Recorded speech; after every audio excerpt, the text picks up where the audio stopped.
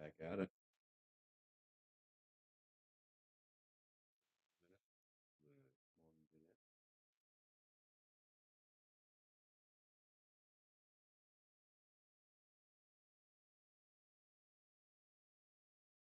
Wonder if people hear me.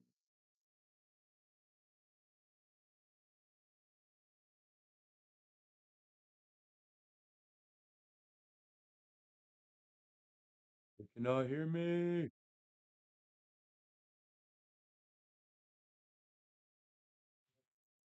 Oh, no, they can.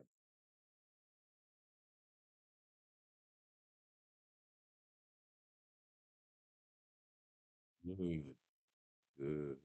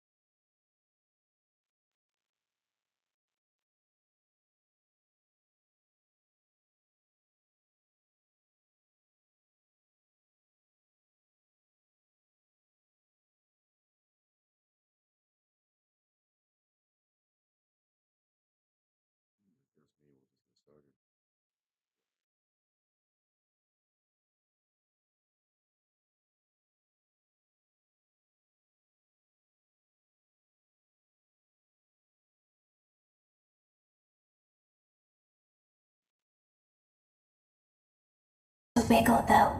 You're inside something that came from my old pizzeria. I don't think it was ever used. At least not the way it was meant to be used. This line from Circus Baby in FNAF Sister Location implies to people who know the FNAF lore that the Springlock suit we're stuck inside of is the suit William did his murders in, Spring Bonnie. William used it for his devious purposes. Instead of entertaining kids, on the one day Circus Babies was open, William used it to kill. This raises a bunch of mysteries. For one, what happened to this crime? The only thing we know happened on day one of Circus Babies was Elizabeth's death. If William, for example, killed kids to put them in the fun times, as was the theory before Molten MCI, why don't we ever hear about this? If this is the suit William killed people in, why does it have a faceplate that opens like the fun times when the classic Spring Bonnie and Springtrap don't have that design? Is this just a more updated version that did some kills that we were never privy to? Did William commit the MCI in the classic Spring Bonnie and this Circus Baby slaughter spree in Funtime Bonnie? These mysteries haven't been answered in the decades since the game came out. Molten MCI just confuses the point further. If there were no new murders at Sister Location, why does William have this suit, and what did he do in it? What are you doing? Just standing there. Your mind's about to be blown and the entire FNAF lore will be solved. Take a seat. It's gonna be a couple minutes. Welcome to the Horror Homestead. My name is Gibby, and we are about to solve... Hey. Welcome in, whoever has joined me. Starting back up. We're going to go through the recent Gibby Springlock video.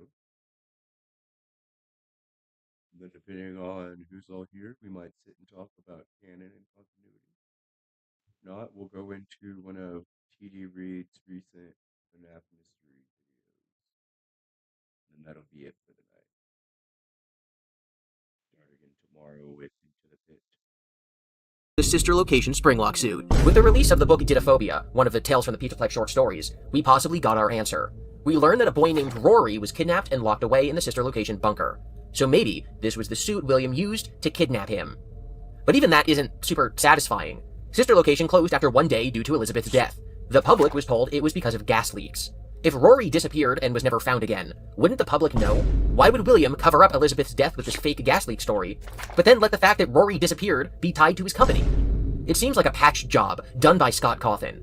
He left this plot thread dangling, didn't intend to use it for anything, and then a decade later went, this story can be told here in this book, whatever, books don't matter. But he didn't think about how it conflicted with the lore, and he shrugged because he just doesn't care anymore. It's disappointing, but at least the mystery is solved. The same cannot be said for this next mystery. Continuing on with the theme of Springlock suit mysteries, in FNAF 3, we hear about their dangers, what to do to avoid them, and what to do if you get springlocked and you should just go bleed to death in the back room. We hear that the Springlock suits are being decommissioned due to an unfortunate incident at the Sister Location involving multiple and simultaneous Springlock failures. In FNAF 3, this was just a piece of lore intended to give background flair to the story, and also functionally tell us why the Springlock suits aren't used anymore. It's as unimportant to the story as the Bite of 87 was in FNAF 1.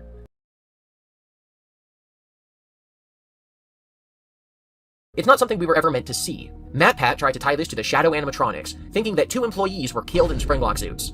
To this day, people try to fill in the gap and figure out who the poor springlocking victim was that caused this policy to be changed. But, like so many FNAF mysteries, it's never been answered. Much like the animatronic that was responsible for the Bite of 87, it doesn't actually matter, but it's something that comes up every once in a while. It's something that theorists want an answer to. When Sister Location was announced, everybody assumed it would be the story of this incident, the way that FNAF 2 was the story of the Bite of 87. But then Sister Location came and went. It was actually the story about how Mike's sister was killed by this whole new animatronic named Baby. It was about how there's testing chambers. It was about how he's got entered inside of him dog. The only Springlock suit in the game isn't actually focused on in the story. This can't be the FNAF 3 Springlock failure because it didn't fail. Circus Babies was closed after one day, and William was the one who'd be wearing the suit. There can't have been an employee who had multiple simultaneous Springlock failures within this suit because it was used, but not the way it was meant to be used. William wore it to do more murders.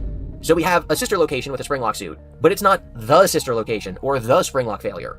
Scott seriously needs to tighten up his writing the way that you need to tighten the Springlocks on that night in Sister Location. Or does he? See, here's the problem. Either...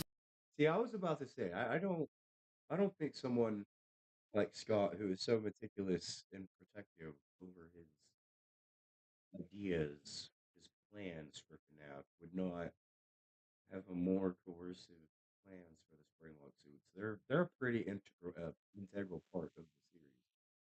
But we're about to find out. this story doesn't make any sense, or what we're presented in-game is flawed. Not that the story is poor, but that Scott messed up telling us his intended story.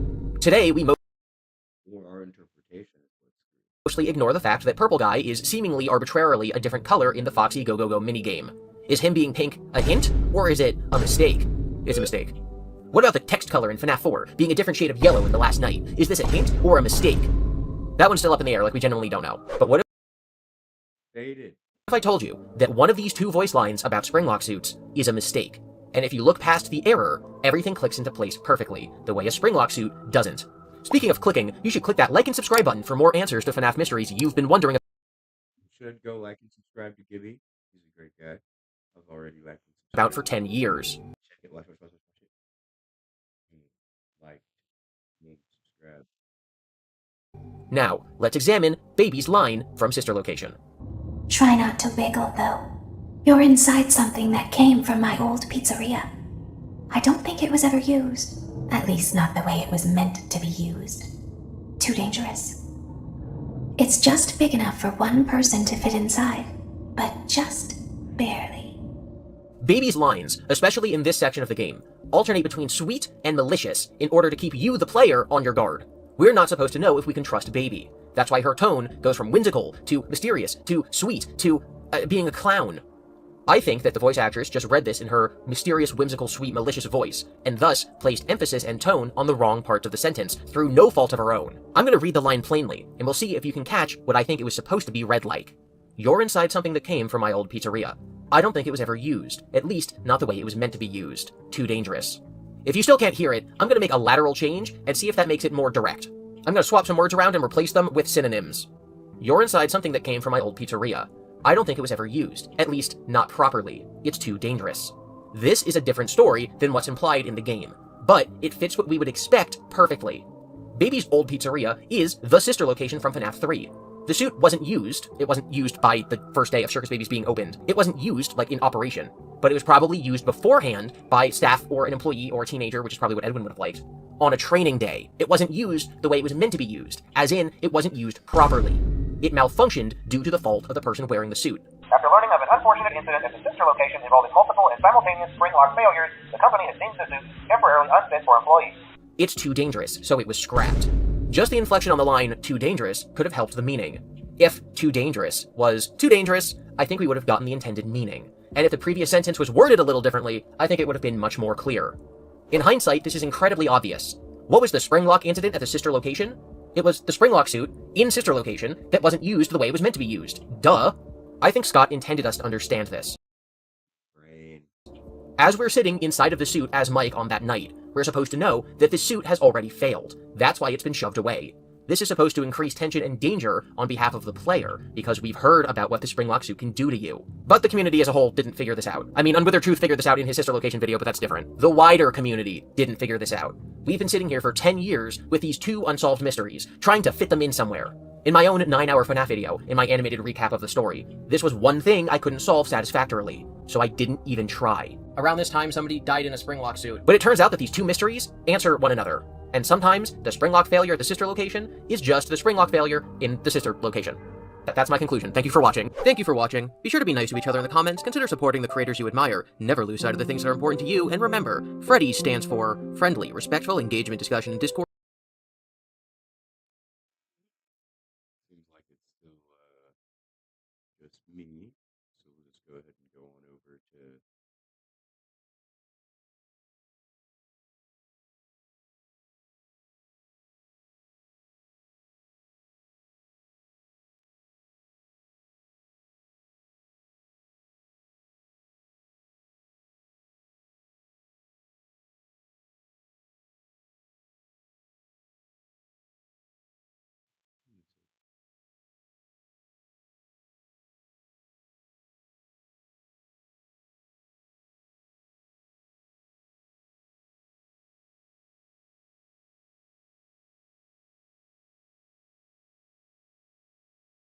FNAF Mysteries with T. Dreads and Andrew is in the games.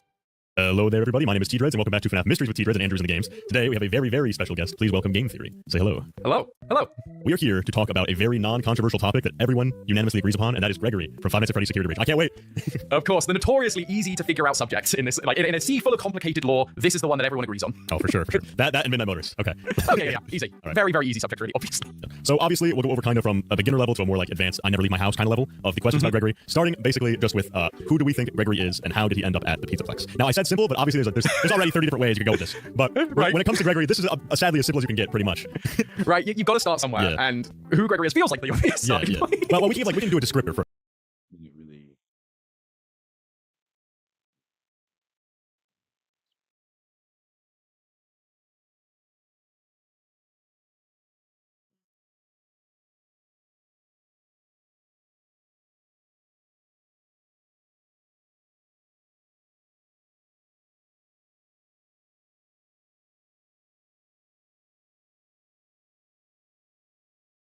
We will do The Rockstar animatronics have always seemed a bit weird, right?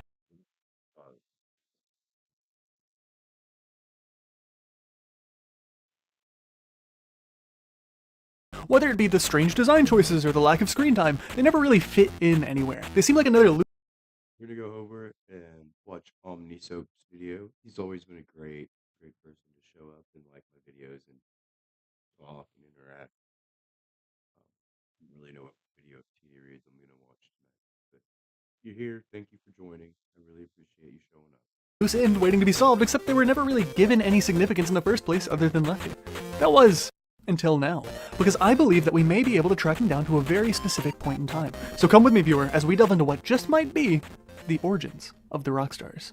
Firstly, let's go over what we know about the Rockstars themselves. They were introduced in Freddy Fazbear's Pizzeria Simulator. At first, they just seemed like a redesign of the Core 4 plus Lefty, with newer, flashier designs. However, when you look a bit closer, small details really start to stand out. Why did Freddy have a purple hat and tie? It's reminiscent of Fredbear, but why?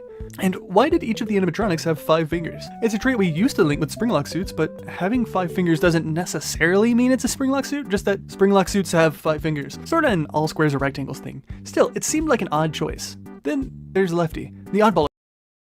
That is an apocryphal. That is a myth. Not all squares are rectangles.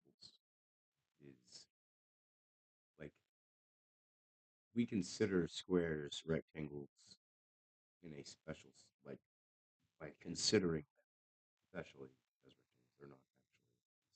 Of the group. When the game released, we quickly found out that Lefty was a sort of puppet trap. In the Insanity ending, we even see blueprints on Lefty's head, shoulder, and arm, all serving in a way to capture and contain the puppet. With this in mind, many came to the conclusion that the Rockstars were created by Henry as one last hurrah for the final location. At the time, this was a pretty good line of reasoning. The only two we knew as creators for Fazbear were Henry Emily and William Afton. If William's been rotting in a Springlock suit for the last however long, it seems unlikely he made them. Plus, if Lefty was created specifically for capturing the puppet, which the blueprints do seem to indicate, it fits Henry's characterization well. For a while, this theory went untouched and pretty Sure, because Henry wanted Charlie to try to free her as well, get his daughter. The amazing Insanity speech. much universally accepted. Completionist speech. My bad. That was until we got Help Wanted 2.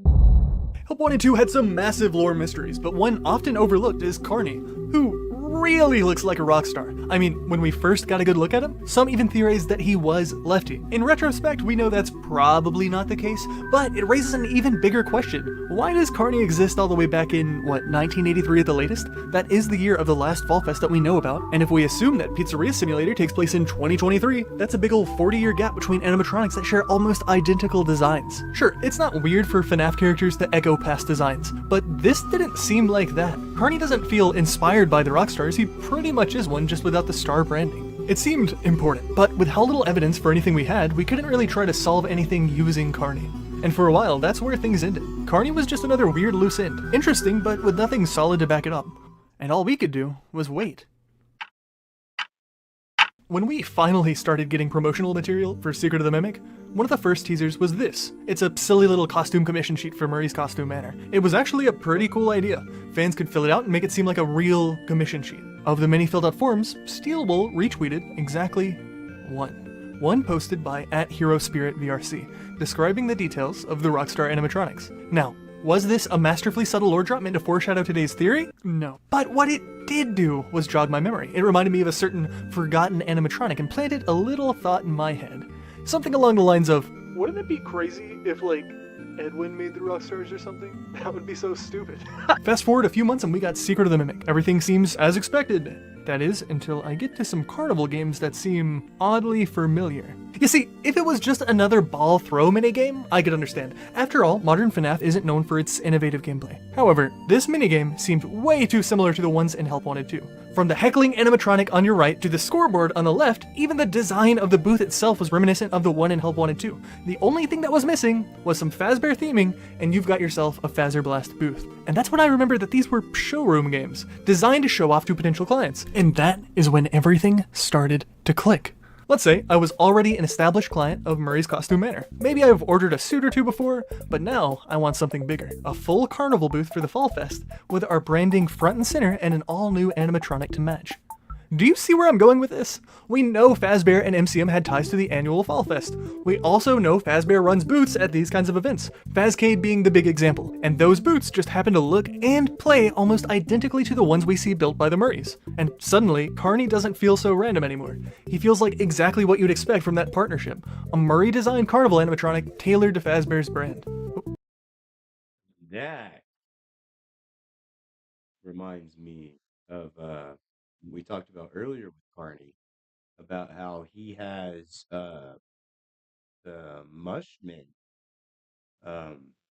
return broken issue where he copies people's conversations, and if Edwin had a hand in Carney, that would make even more sense because then it wouldn't be stolen material; it would be Edwin using his material to make it. That's pretty neat.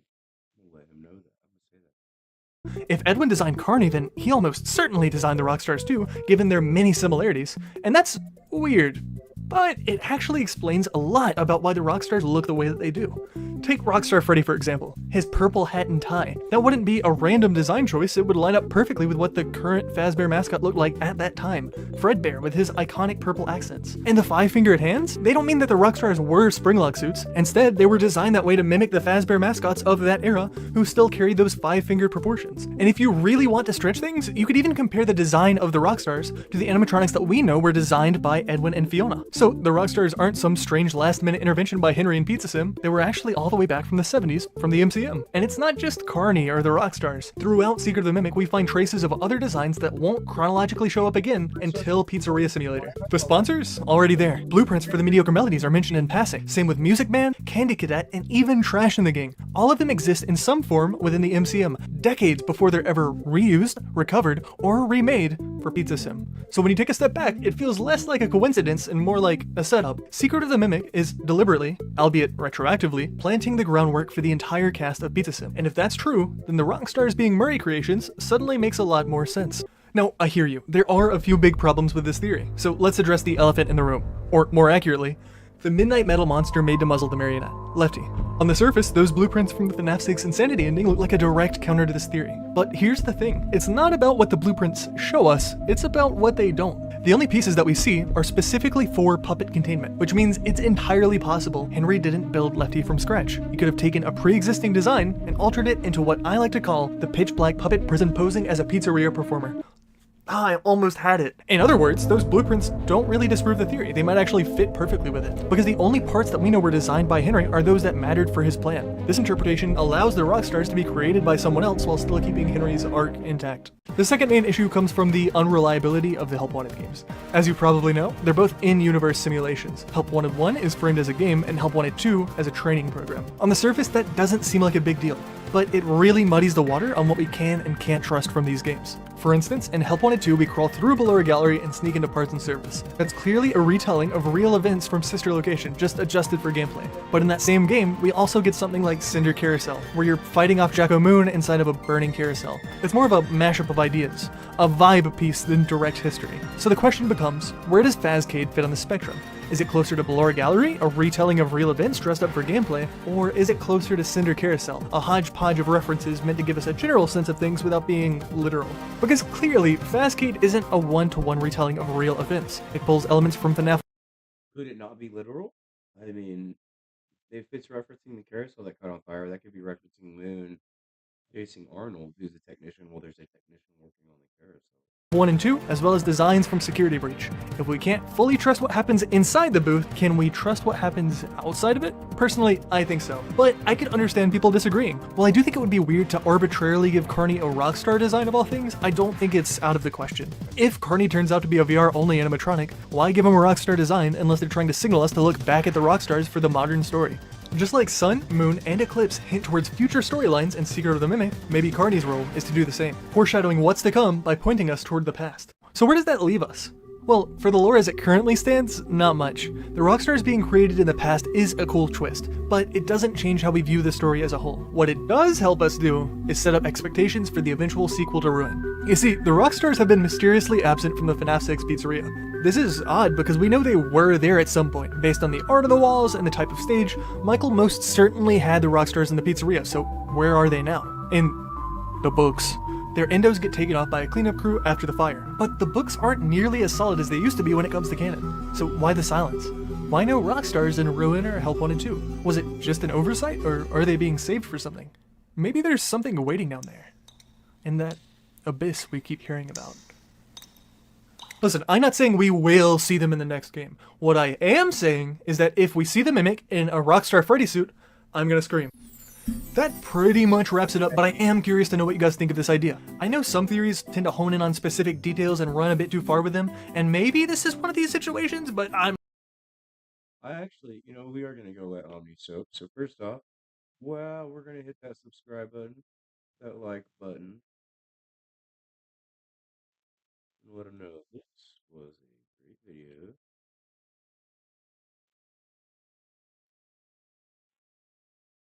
Right, and walk with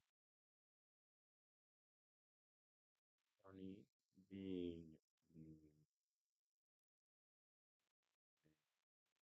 as Tarno, secret of Mimic,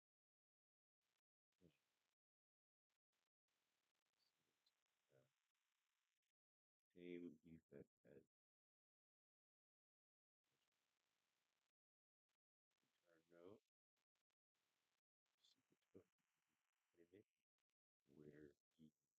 mimic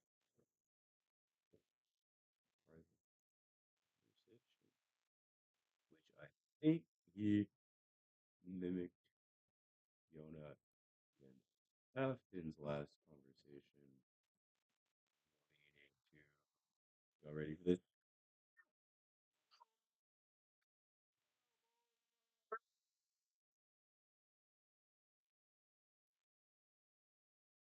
Amongst, oh my goodness, among other, why, why,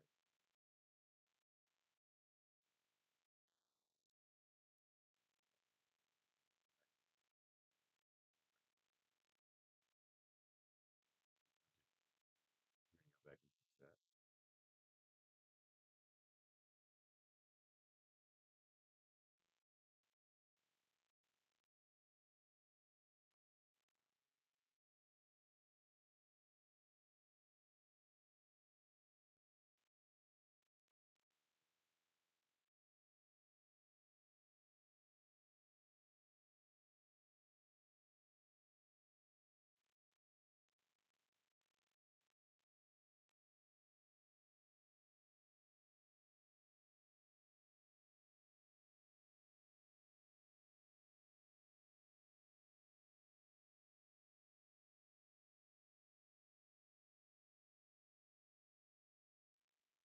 Take the creepy Omniso, dude. Look at this. Did you? Whoa. So actually, I've actually just got done. I've been back a little bit. Wait, what the? Yeah, that's you. This is. I just like hyped up your video, commented on it. You just missed it. You missed it. Um. So, wanna I wanna add to what you were saying about Carney, and I said this earlier in the stream, but first, like whenever I said it earlier, I said I thought Fazbear Fazzy and T had stolen Carney or stolen things from MCM and used it for Carney. You saying that Carney is possibly a creation of Edwin would also make sense. Um, I believe that Carney has the same malfunction as the Mushmen in the return note in MCM, or Secret of not MCM, SOTM, Secret of the Mimic. Whenever they write back and they're like, "Hey, the Mushmen guys, they're recording our private conversations between me and my husband." And I think that happened at Fall Fest whenever Fiona died. That's why Carney happens to have the lines "Help! I'm on fire," that kind of thing. There's also a few other ones in there like "Surprised to see your ugly mug here," "Score high or face the consequences." That's a fire hazard. There's "This is it. This is the last time." Like Fiona's saying no, she's not gonna do it anymore. She's not gonna turn on Edwin because I believe Fiona is giving William information. Um, like, and I believe that's from Moon.exe. Uh, I did like a whole story time in that in my recent video. But I believe Carney recorded Fiona and Afton's last conversation because whenever you look at FNAF World, Carney is there. In the snow area, he's dancing on top of that little tree stump right by the carousel, which would also be at Fall Fest. And Carney also has a line that he's been around for like ever. So like he not only would he be there for Afton and Fiona, he would be there prior to that as well, because he's saying he's been there a long time, which would also line up being an MCM production because MCM was back before the crash in 75, right after 75. Yeah, right after 75.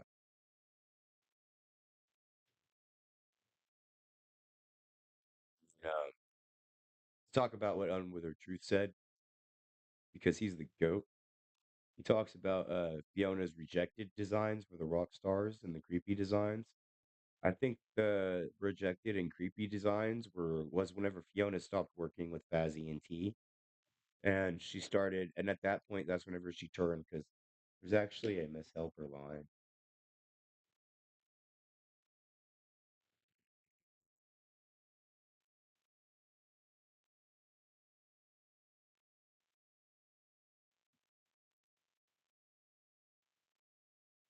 But there's actually a point with the creator. Before we do this, there's a point with the creator line, the creator permission on this. Um, it's gonna highlight what I'm saying that like somebody had a bad idea, and obviously being the creator access, it's going to be Fiona because Fiona was the creator. I think Fiona worked with Fazzy and T, told Afton she started feeling guilty. She was like, "No more. I'm not going to do this anymore." Started turning in her own designs. Her own designs were creepy and scary, and that's why they started looking bad all of a sudden. Welcome to our world-famous costume workshop. Mitigation of insurance claims. Fine. We'll let you figure out a good... Welcome, repair crew. We're delighted to shift. Brakes are able to make Mr. Helpful. Welcome, creators. We're now taking suggestions for original ideas and characters. Let us help make your dreams come true. Place your submissions in the idea box. Now they're taking them for original characters. So this is after Edwin Senior's death. Well, this Miss Helpful note. Well, obviously it's after Mr. Edwin. Or, yeah, obviously it's after Edwin Senior's death. But it's after she has consoled Edwin, and Edwin is starting to now use his own inventions to try to boost up MCM, and then MCM had their first spike. There's no bad ideas. Express yourself. Please ignore our previous request. No, see, they're saying like there's no bad ideas. Express yourself. And this is for the creator, which is Fiona. You ready for this? There are bad ideas. Very bad ideas. Not all ideas are worth sharing or even thinking. So we are no longer taking creative submissions. Thank you and have a wonderful day. So what the creator turned in was so bad that it took them from where they went. Hey, whatever you think you can do, whatever you can do, you can do it. Just turn it in. There's no bad ideas. And then the creator, Fiona, turned in an idea because this is coming back to the creators. She turned in an idea, and that idea was like bad idea. It was really bad. Like we lied before when we said there's no such thing as bad ideas. Uh, so yeah, that's what I think about that. I think you're definitely onto something. I got totally off on a tangent, but I think you're definitely onto something with Carney being made by Edwin.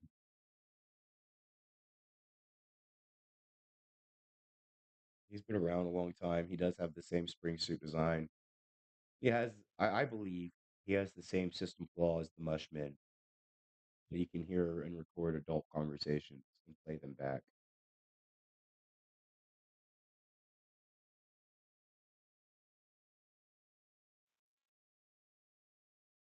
You know, I do appreciate you joining OmniSoap. It was good watching your video. It was good watching Gibby's. Um,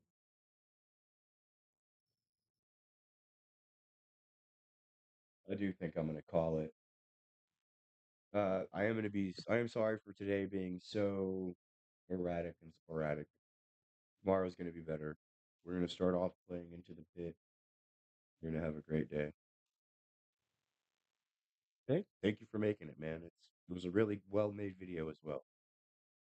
So tomorrow we're gonna start off with Into the Pit, Mega Cat. Then we're going to go into Resident Evil VR. And then we're gonna figure out how to play Gartic Phone in the afternoon. Thank you guys for joining, liking, commenting, and getting this out there. We are already halfway to the goal, thanks to Mrs. Mio. He's given 25 of the $50 so far. If we do reach the goal, I'll remind you that well, I mean OmniSoap's here, but if you're watching this after the live is done, I will play Help Wanted on live and scare the bejeeps out of myself. There are rewards being given out. I'm gonna go ahead and send the Steam codes out right now to Miss Mio. Thank you all for joining. Hope you have a wonderful night. Keep floating in the ocean.